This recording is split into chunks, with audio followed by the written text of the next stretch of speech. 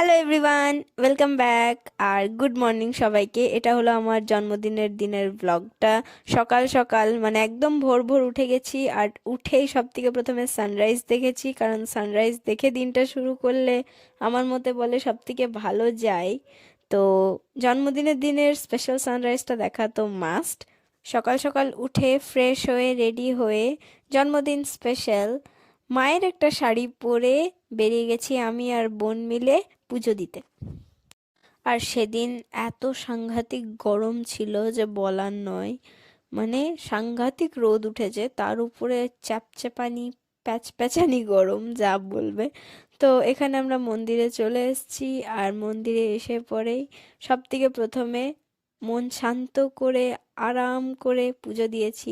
একটা জিনিস লক্ষ্য করে দেখবে, যে কোনো মন্দিরে তুমি আসো, মন্দিরে একটা আলাদাই শান্তি থাকে। আর মন্দিরে কোনো একতলা হোক দুতলা হোক ডাজেন্ট ম্যাটার, বাট মন্দিরে যে ঠান্ডা ভাবটা থাকে সেটা আর মনে হয় না কোনো কোথাও ঠান্ডা ভাবটা পাওয়া যাবে বলে।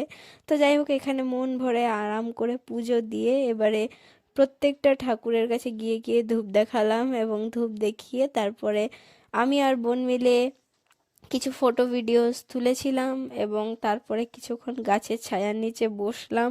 বসে পড়ে ফাইনালি চলে এসেছিলাম বাড়ি। বাড়ি এসে খেয়েছিলাম মিষ্টি আর পায়েস, বাট সেটার ক্লিপ আমার নেওয়া হয়নি। আর তারপর আবার ওই সিম্পলভাবেই রেডি হয়েছিলাম, সিম্পলভাবে রেডি হয়ে আবার বেরিয়ে গেছিলাম, কারণ বন্ধুদেরকে পার্টি দেওয়ার কথা ছিল অবভিয়াসলি। সেখানে কেক কাটাটাও বাকি ছিল, তো সেখানেই একবারে রেস্টুরেন্টে পৌঁছে কাটলাম কেক। তারপরে আমরা সবাই মিলে বসলাম লাঞ্চ করতে। তারই মাঝখানে প্রচুর বার্থডে বাম্পস মার খাওয়া হয়ে গেছে আমার। আর কেক মাখিয়ে ভূত করে দিয়েছিল, কিন্তু সেটা শুধু ফটো আছে, ক্লিপস নেই।